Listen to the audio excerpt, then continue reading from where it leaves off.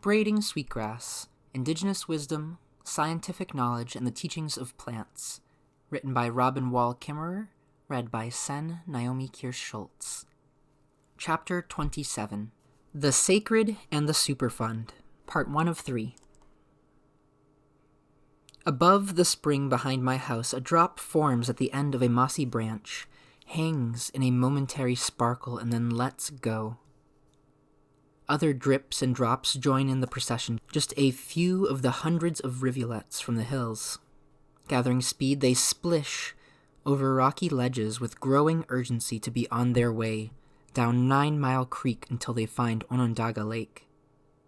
I cup my hands to the spring and drink. Knowing what I know, I worry about the journey these drops will soon take, wanting to hold them here forever. But there's no stopping water. The watershed of my home in upstate New York lies within the ancestral homelands of the Onondaga people, the central fire of the Iroquois or Haudenosaunee Confederacy. Traditional Onondaga understand a world in which all beings were given a gift that simultaneously engenders a responsibility to the world. Water's gift is its role as life sustainer, and its duties are manifold, making plants grow, creating homes for fish and mayflies, and for me, today, offering a cool drink. The particular sweetness of this water comes from the surrounding hills, great shoulders of inordinately pure, fine-grained limestone. These old seafloors are almost pure calcium carbonate, with scarcely a trace of other elements to discolor their pearly gray. Other springs in these hills are less sweet, emerging from limestone shelves that hide salt-filled caverns, crystal palaces lined with cubes of halite. The Onondaga use these salt springs to season their corn soup and venison and preserve the baskets of fish the waters offered up. Life was good, and water rushed off to do its work, faithful to its responsibility every day. But people are not always as mindful as water. We can forget. And so the Haudenosaunee were given the Thanksgiving address to remind themselves to greet and thank all of the members of the natural world whenever they gathered. To the waters, they say, "We give thanks to all the waters of the world. We are grateful that the waters are still here and doing their duty of sustaining life on Mother Earth. Water is life, quenching our thirst and providing us with strength, making the plants grow and sustaining us all. Let us gather our minds together, and with one mind, we send greetings and thanks to the waters." These words reflect the sacred purpose of the people. For just as water was given certain responsibilities for sustaining the world, so were the people. Chief among their duties was to give thanks for the gifts of the earth and to care for them. Stories are told of long ago times when the Haudenosaunee people did forget to live in gratitude. They became greedy and jealous and began fighting among themselves. Conflict brought only more conflict until war between the nations became continuous. Soon, grief was known in every longhouse, and yet the violence went on. All were suffering. During that sorry time, a son was born to a Huron woman far to the west. This handsome youth grew to manhood knowing that he had a special purpose. One day, he explained to his family that he must leave home to carry a message to people in the East, a message from the Creator. He built a great canoe carved of white stone and journeyed far until at last he pulled his boat ashore in the midst of the warring Haudenosaunee. Here, he spoke his message of peace and became known as the Peacemaker. Few heeded him at first, but those who listened were transformed. His life in danger weighed down with sorrow the peacemaker and his allies. Among them, the real Hiawatha spoke peace in times of terrible trouble. For years, they traveled between villages, and one by one the chiefs of the warring nations came to accept the message of peace. All but one. Tatodaho, an Onondaga leader, refused the way of peace for his people. He was so filled with hate that his hair writhed with snakes and his body was crippled by vitriol. Tatodaho sent death and sorrow to the carriers of the message, but the peace was more powerful than he, and eventually the Onondaga too accepted the message of peace. Tatodaho's twisted body was restored to health, and together the messengers of peace combed the snakes from his hair. He too was transformed. The peacemaker gathered together the leaders of all 5 Haudenosaunee nations and joined them with one mind. The great tree of peace, an enormous white pine, has 5 long green needles joined in one bundle, representing the unity of the 5 nations. With one hand, the peacemaker lifted the great tree from the soil, and the assembled chiefs stepped forward to cast their weapons of war into the hole. On this very shore, the nations agreed to, quote-unquote, bury the hatchet and live by the great law of peace, which sets out right relations among people and with the natural world. 4 white roots spread out to the 4 directions, inviting all peace-loving nations to shelter under the tree's branches. So was born the Great Haudenosaunee Confederacy, the oldest living democracy on the planet. It was here, at Onondaga Lake, where this great law was born. For its pivotal role, the Onondaga Nation became the central fire of the Confederacy, and from that time forward, the name Tatodaho has been carried by the spiritual leader of the Confederacy. As a final measure, the peacemaker placed the far-seeing eagle atop the great tree to warn the people of approaching danger. For the many centuries that followed, the eagle did its work, and the Haudenosaunee people lived in peace and prosperity. But then, another danger, a different kind of violence, came to their homelands. The great bird must have called and called, but its voice was lost in the maelstrom winds of change. Today, the ground where the peacemaker walked is a Superfund site. In fact, 9 Superfund sites line the shore of Onondaga Lake, around which the present-day city of Syracuse, New York, has grown. Thanks to more than a century of industrial development, the lake, known as one of North America's most sacred sites, is now known as one of the most polluted lakes in the United States. Drawn by abundant resources in the coming of the Erie Canal, the captains of industry brought their innovations to Onondaga territory. Early journals record that smokestacks made the air a choking miasma. The manufacturers were happy to have Onondaga Lake so close at hand to use as a dumping ground.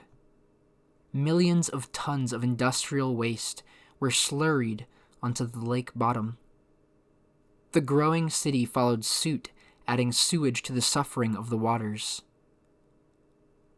It is as if the newcomers to Onondaga Lake had declared war, not on each other, but with the land. Today, the land where the peacemaker walked and the tree of peace stood isn't land at all, but beds of industrial waste 60 feet deep. It sticks to shoes like thick white school paste used in kindergartens to glue cutout birds onto construction paper trees. There aren't too many birds here, and the tree of peace is buried. The original people could no longer find even the familiar curve of the shore. the old contours were filled in, creating a new shoreline of more than a mile of waste beds. It has been said that the waste beds made new land, but that is a lie. The waste beds are actually old land, chemically rearranged. This greasy sludge used to be limestone and fresh water and rich soil. The new terrain is old land that has been pulverized, extracted, and poured out the end of a pipe. It is known as Solvay waste, after the Solvay process company that left it behind. The Solvay process was a chemical breakthrough that allowed for the production of soda ash, an essential component of other industrial processes such as glass manufacturing and making detergents, pulp, and paper. Native limestone was melted in coke-fired furnaces and then reacted with salt to produce soda ash. This industry fueled the growth of the whole region, and chemical processing expanded to include organic chemicals, dyes, and chlorine gas. Train lines ran steadily past the factories, shipping out tons of products. Pipes ran in the other direction, pouring out tons of waste. The hills of waste are the topographic inverse of the open pit mines. The largest open pit mines in New York State, still unreclaimed. Where the limestone rocks were quarried, the earth gouged out in one place to bury the ground in another. If time could run backward like a film in reverse, we would see this mess reassemble itself into lush green hills and moss-covered ledges of limestone. The streams would run back up the hills to the springs, and the salt would stay glittering in underground rooms. I can too easily imagine what it must have been like, those first ejections from the pipe, falling in chalky white splats like the droppings of an enormous mechanical bird. Splurting and pulsing at first, with air in the mile-long intestine that stretched back to the gut of the factory. But it would soon settle into a steady flow, burying the reeds and rushes.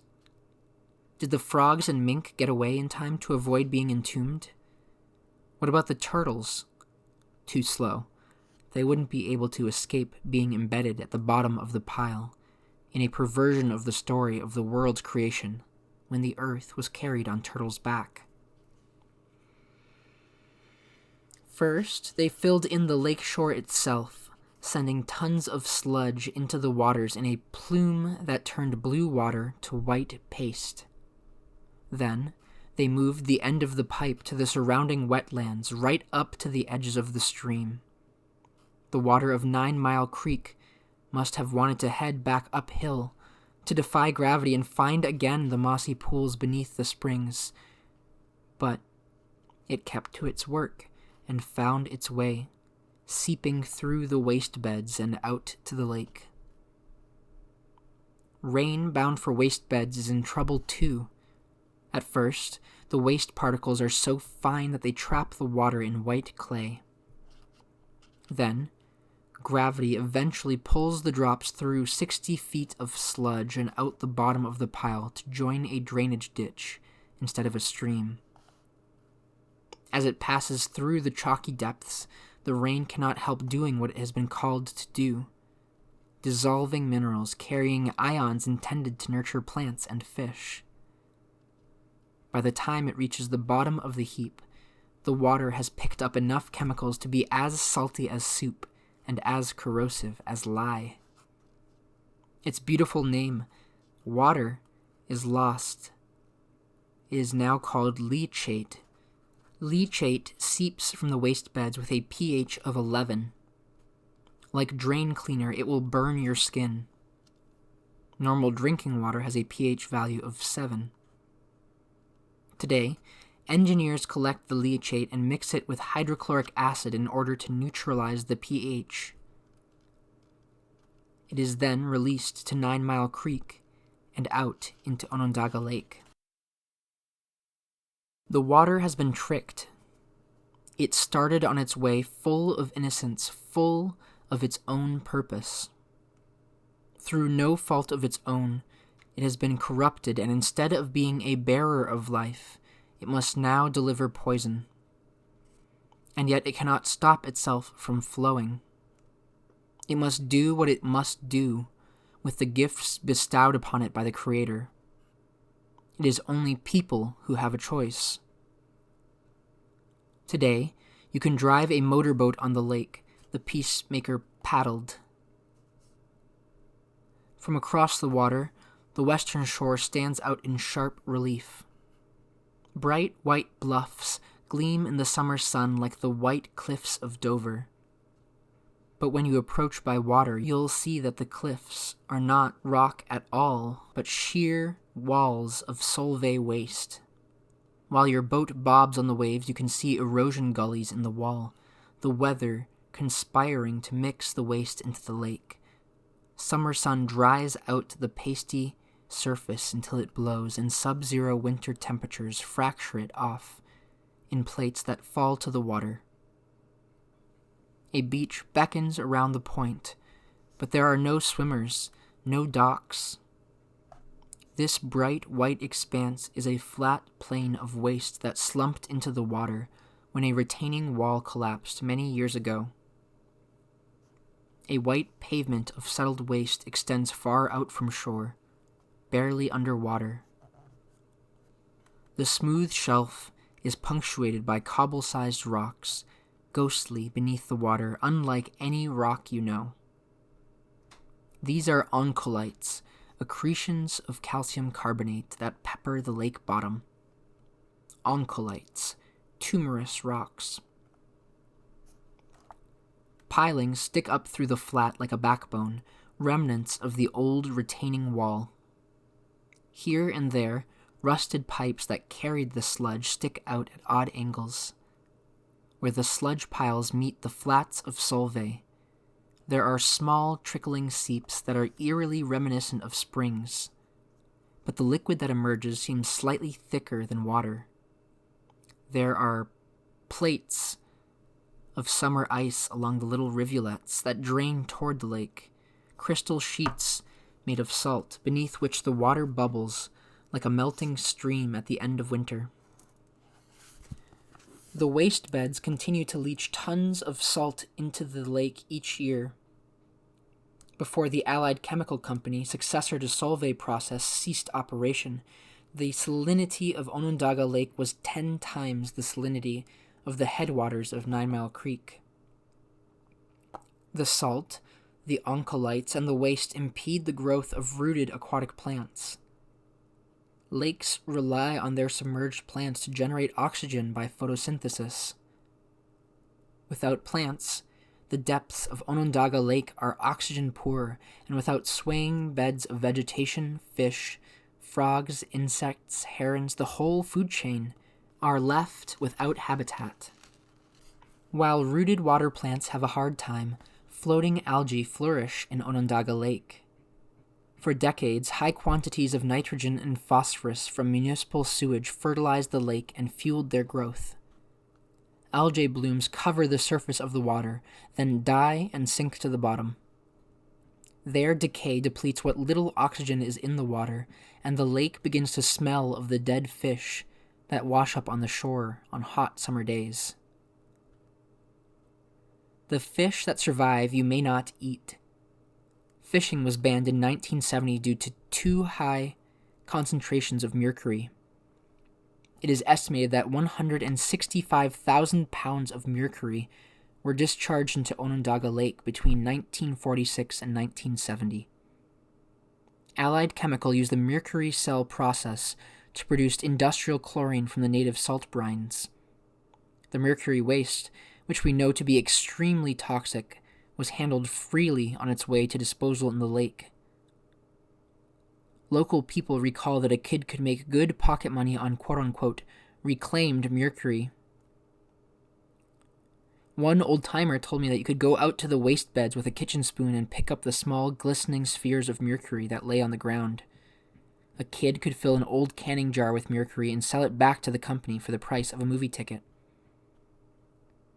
inputs of mercury were sharply curtailed in the 1970s, but the mercury remains trapped in the sediments where, when methylated, it can circulate through the aquatic food chain. It is estimated that 7 million cubic yards of lake sediments are today contaminated with mercury. A sampling core drilled into the lake bottom cuts through sludge, trapped layers of discharged gas, oil, and sticky black ooze. Analysis of these cores reveals significant concentrations of cadmium, barium, chromium, cobalt, lead, benzene, chlorobenzene, assorted xylenes, pesticides, and PCBs. Not many insects, and not many fish. Onondaga Lake in the 1880s was famed for its whitefish, served freshly caught on steaming platters alongside potatoes boiled in salty brine. Fine restaurants did a booming business along the lakeshore, where tourists came for the scenery, the amusement parks and picnic grounds, where families spread their blankets on a Sunday afternoon. A trolley delivered passengers to the grand hotels that lined its shore. One famed resort, White Beach, featured a long wooden slide lit with strings of glittering gaslights. Holidaymakers would sit in wheeled carts and whoosh down the ramp to splash into the lake below. The resort promised an exhilarating dousing for ladies, gentlemen, and children of all ages. But swimming was banned in 1940. Beautiful Onondaga Lake. People spoke of it with pride. Now, they barely speak of it at all, as if it were a family member whose demise was so shameful that the name never comes up. You would think that such toxic waters would be nearly transparent with the absence of life, but some areas are often nearly opaque with a dark cloud of silt. The turbidity comes from a muddy plume that enters the lake from another tributary, Onondaga Creek.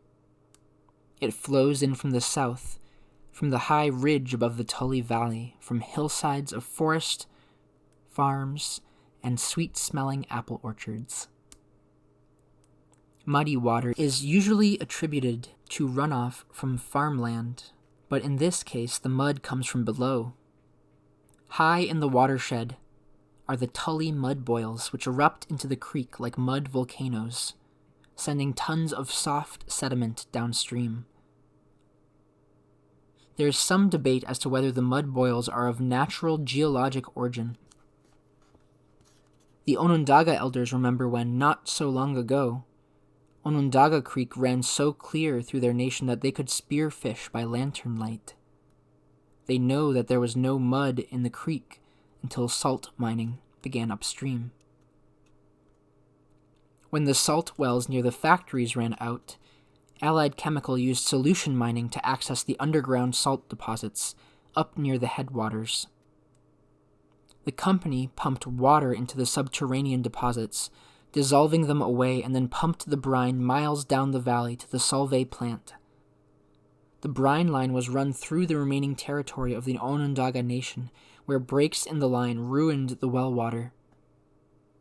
Eventually, the dissolved salt domes collapsed underground, creating holes through which groundwater pushed with high pressure. The resulting gushers created the mud boils that flow downstream and fill the lake with sediment. The creek that was once a fishery for Atlantic salmon, a swimming hole for kids, and a focal point of community life, now runs as brown as chocolate milk. Allied Chemical and its successors deny any role in the formation of the mud boils. They claim it was an act of God. What kind of God would that be? The wounds to these waters are as numerous as the snakes in the Tadadaho's hair, and they must be named before they can be combed out. The ancestral Onondaga territory stretches from the Pennsylvania border north to Canada. It was a mosaic of rich woodlands, expansive cornfields, clear lakes, and rivers that sustained the native people for centuries. The original territory also encompasses the site of present-day Syracuse and the sacred shores of Onondaga Lake. Onondaga rights to these lands were guaranteed by treaties between the two sovereign nations, Onondaga Nation and the United States government. But water is more faithful to its responsibilities than the United States would ever be. When George Washington directed federal troops to exterminate the Onondaga during the Revolutionary War, a nation that had numbered in the tens of thousands was reduced to a few hundred people in a matter of 1 year. Afterward, every single treaty was broken. Illegal takings of land by the state of New York diminished the aboriginal Onondaga territories to a reservation of only 4,300 acres. The Onondaga Nation territory today is not much bigger than the Solvay wastebeds. Assaults on Onondaga culture continued. Parents tried to hide their children from Indian agents, but they were taken and sent to boarding schools like Carlisle Indian School. The language that framed the Great Law of Peace was forbidden. Missionaries were dispatched to the matrilineal communities in which men and women were equals, to show them the error of their ways. Longhouse ceremonies of Thanksgiving, ceremonies meant to keep the world in balance, were banned by law. The people have endured the pain of being bystanders to the degradation of their lands, but they never surrendered their caregiving responsibilities. They have continued the ceremonies that honor the land and their connection to it. The Onondaga people still live by the precepts of the Great Law and still believe that in return for the gifts of Mother Earth, human people have responsibility for caring for the non-human people, for stewardship of the land. Without title to their ancestral lands, however, their hands were tied to protect it.